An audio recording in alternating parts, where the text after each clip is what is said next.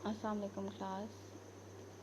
Today we will start a new chapter, that is chapter number 3. The name of the chapter is What were the causes and consequences of the War of Independence 1857 to 1858. During this lecture we will discuss the causes of the war, the political, religious and social, economic and military causes. हम लोगों ने पिछले lectures में discuss किया था कि किस तरह से जो ब्रिटिश हैं वो सब कॉन्टिनेंट में ट्रेड के थ्रू एंटर हुए और आहिस्ता आहिस्ता उन्होंने पूरे सब कॉन्टिनेंट को ऑक्यूपाई करना शुरू किया। सबसे पहले उन्होंने सी शोज़ जो हैं उनको ऑक्यूपाई किया, जिनको हम बोल सकते हैं समंदरी जो रास्ते थे उनको पहले ऑक्यूपाई किया। फिर उसके बाद उन्होंने जो रॉ मटेरियल्स है इंडियंस का वो लो प्राइसेस में ख़रीदा और उनको एक्सपेंसिव रेट्स में सेल किया। उसके बाद हम लोगों ने देखा कि किस तरह से जो ब्रिटिशर्स हैं उन्होंने अपने ईस्ट इंडिया कंपनी को सब कॉन्टिनेंट में इस्टेब्लिश किया और उसके बाद मुग़ल एम्पायर के डिक्लाइन का कॉजेज़ बने। यही सारी वजह थी कि जिसकी वजह से अब ये टाइम आ गया था कि जो सब कॉन्टिनेंट में रहने वाले इंडियंस हैं उन्होंने वॉर के बारे में सोचा।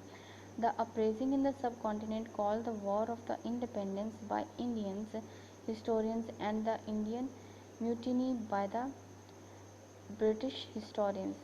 अभी जो बरसगीर में रेवोल्यूशन आ रहा था, जो लोग वॉर के लिए ये आमादा हो रहे थे, उन्होंने क्या कहा कि उन्होंने इंडियंस ने उसको आज़ादी की जंग का नाम दिया।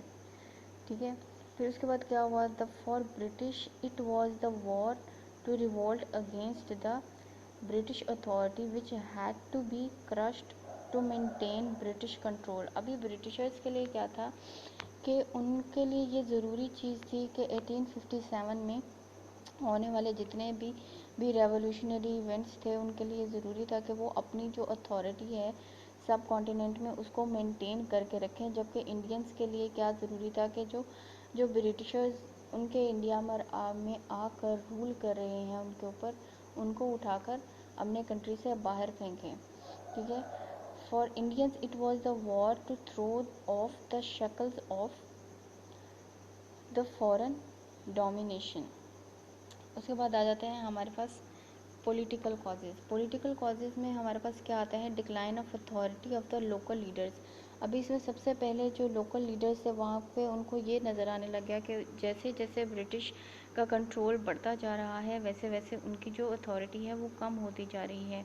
उसके साथ साथ उनको ये एहसास होने लग गया कि जिस तरह से ब्रिटिशर्स का नेचर है वो इंडियंस को एक्सप्लॉइट कर रहे हैं, उनके रिसोर्सेज को एक्सप्लॉइट कर रहे हैं।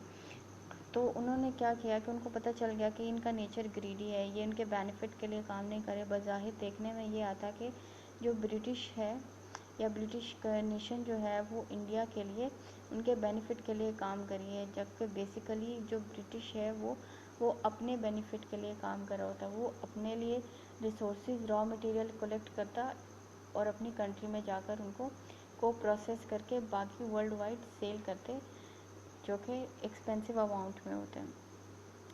अब इसके बाद हम उन लोगों को एहसास हुआ कि जिस तरह से मिस ट्रीटमेंट मुग़ल एम्पायर के साथ हुआ, उस टाइम के मुग़ल बादशाह जो होते थे वो एम्परर्स, उनके साथ जिस तरह से मिस ट्रीटमेंट किया गया, उनको इम्प्रिजन किया गया, फिर उनके साथ जंगें की गई और उनका जो किले होते हैं उस टाइम के उनको ऑक्यूपाई किया गया और उनको इम्प्रिजन कर दिया गया उनके एम्परर्स को। फिर उसके बाद उन्होंने ये देखा कि lack of opportunities in the civil services of the native Indians. उसके साथ उनको ये समझ में आने लग गया कि जो वहाँ के रिहायशी इंडियंस हैं, हिंदुस्तानी हैं, उनको क्या प्रॉब्लम आ रही कि उनको अपॉर्चुनिटीज़ कम मिलने लग गई। जैसे को गवर्नमेंट सर्विसेज कहते हैं, सिविल सर्विसेज कहते हैं, उसमें उनको अपॉर्चुनिटीज़ कम मिलने लग गई। Change in the language for administration and education Persian by English. अभी इसके साथ साथ लैंग्वेज जो बैरियर्स थे वो आने लग गए। ब्रिटिश जैसे कि सबको पता है कि वो इंग्लिश में बात करते थे, इंग्लिश लैंग्वेज को यूज़ करते थे, तो इंडियंस के लिए बहुत मुश्किल था कि वो नई लैंग्वेज को अडॉप्ट करें, नए कल्चर को अडॉप्ट करें, उसको अंडरस्टैंड करें। तो ब्रिटिशर्स ने क्या किया, जब उन्होंने एजुकेशनल इंस्टीट्यूशंस ओपन करने स्टार्ट किए इंडिया में, तो उन्होंने वहाँ पर जो इंग्लिश है वो लैंग्वेज रिप्लेस करवा दी पर्शियन से। پہلے وہاں پر ہندی یا سنسکرت اور پرشین بولی جاتی تھی، جیسے کہ ہم لوگوں نے پہلے بھی پڑھا تھا کہ قرآن کو عربک سے پرشین میں ٹرانسلیٹ کیا گیا تھا تاکہ جو لوگ پرشین جانتے ہیں وہ قرآن کو سمجھ سکیں اور قرآن کو پڑھ سکیں اور قرآنی تعلیمات حاصل کر سکیں. As we have discussed in the first chapter, جو کہ ہمارے جتنے بھی جو لیڈرز تھے ان کا بیسک موٹیو یہی تھا. ابھی ریلیجیس اینڈ سوشل ایشوز میں کیا کیا آ جاتے ہیں. جیسے جیسے برٹش جو ہے وہ سب کانٹیننٹ میں ایکسپینڈ ہوتا جا رہا تھا، ویسے ویسے برٹش کلچر بھی ایکسپینڈ ہوتا جا رہا تھا. ابھی برٹش کلچر میں ان کے کلچر کی جو چیزیں ہیں وہ آ جاتی ہیں، جیسے کہ ان کا ریلیجن آ جاتا ہے، اس کے بعد ان کا رہن سہن کے طریقے آ جاتے ہیں، وہ ساری چیزیں ایکسپینڈ ہونے لگ گئی. تو برٹش یہ سمجھتے تھے کہ اگر کوئی جو ہے وہ ایجوکیٹڈ نہیں ہے، الٹریٹ ہے، تو وہ اس کو انفیریئر کنسیڈر کرتے تھے.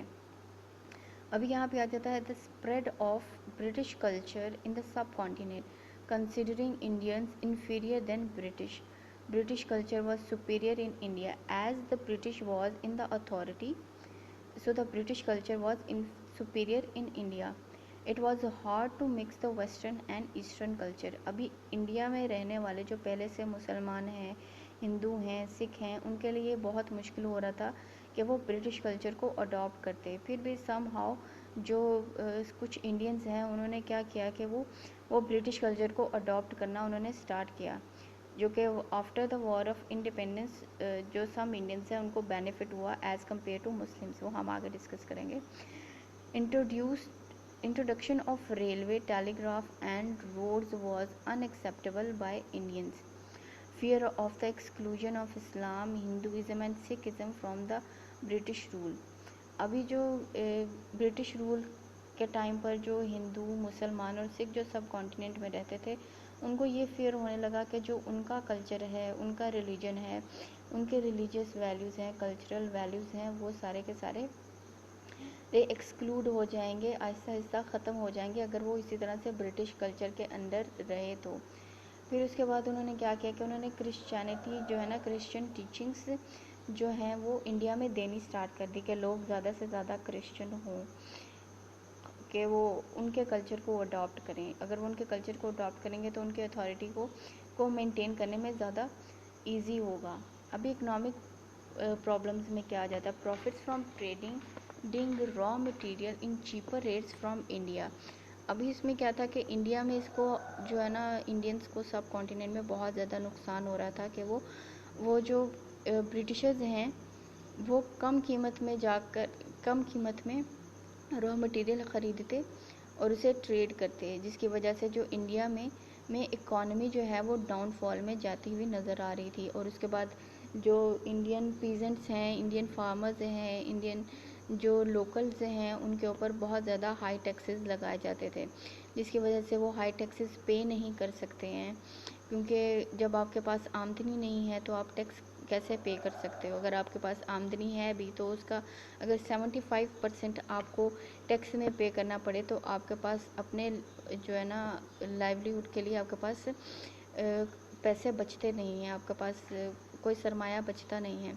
کرپشن ان دا ٹیکس کلیکشن ڈپارٹمنٹ. ابھی اس میں ایک پرابلم کیا آ رہی تھی، اس میں پرابلم یہ بھی آ رہی تھی کہ جو کرپشن ہے نا وہ بہت زیادہ ہو رہی تھی ان کے ٹیکس ڈپارٹمنٹ میں، کہ ٹیکسز تو لوگ پے کر رہے ہیں، بہت زیادہ پے کر رہے ہیں، لیکن جو کرپشن جو ان کا ٹیکس کلیکشن ڈپارٹمنٹ ہے وہ اپنے لیے پیسے جمع کرتا ہے اور آگے آدھے یا کم پیسے بیچتا یا پھر اس میں گھپلے کرتا. تو یہ بھی ایک پرابلم تھی وار کا ریزن. ٹھیک ہے. ابھی اس میں کیا تھا، ایک ملٹری پرابلم آ گئی. ابھی اس میں کیا تھا، ملٹری جو تھی برٹشرز کی وہ تھی ڈیوائیڈڈ ہوئی بوتھ انڈین اینڈ برٹش پر.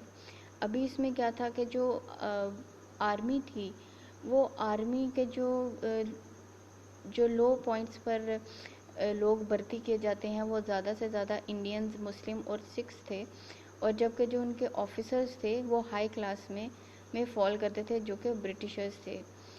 ابھی اس کے بعد یہ رومرز بھی دیکھنے میں آتے تھے کہ ہندو، مسلمان اور سکھ سولجرز جو ہیں وہ کرسچینٹی میں کنورٹ ہو رہے ہیں، اور جب وہ کرسچینٹی میں کنورٹ ہو رہے ہیں تو ان کو کو جو ہے ابراڈ بھیجا جا رہا ہے جنگیں کرنے کے لیے. اور it was unacceptable for Hindus to leave their homeland. ابھی ہندوز کے لیے بہت مشکل تھا کہ وہ اپنے گھر کو چھوڑ دیں یا جس کو اپنا کنٹری جو ہے وہ اس کو چھوڑ کے تو کسی اور جگہ پر چلے جائیں. ابھی اس میں ہمارے پاس کیا آتا ہے کہ ملٹری میں ایک پرابلم اور بھی تھی کہ برٹشرز جو ہیں وہ بہت زیادہ اسٹرانگ تھے as compare to the local army میں، کیونکہ 3 طرح کے لوگ پائے جا رہے تھے، 3 کمیونٹیز کے لوگ پائے جا رہے تھے. ہم لوگوں نے پہلے بھی ڈسکس کیا تھا کہ ہندو، مسلم اور سکھ پائے جاتے ہیں. ابھی ہندو، مسلم اور سکھ کمیونٹی جب آپس میں بات کرتے ہیں یا کام کرتے ہیں تو ہم لوگوں نے پہلے بھی دیکھا تھا کہ ڈاؤن فال کا ریزن کیا آیا تھا. ان کے کانفلکٹس آ گئے تھے ویوز میں، پوائنٹ آف ویوز میں کانفلکٹ آنے کی وجہ سے وہ بہت سارے وارز پہلے بھی ہار چکے ہیں. ٹھیک ہے، اگر اب ہم اس کو جو ہے وہ ڈسکس کر لیتے ہیں. وار کے ریزنز کیا کیا بنے تھے؟ پولیٹیکل ریزنز تھے، ریلیجیس اینڈ سوشل ریزنز تھے، اکنامک اینڈ ملٹری ریزنز تھے. اس لیکچر کے بعد آپ لوگوں نے کیا کرنا ہے کہ آپ لوگوں نے ریڈنگ کرنی ہے page number 27 28. You have to read out the page number 27 and 28 and answer the following questions. So explain how each of the following factor helped to bring about the opposition to British rule by 1857.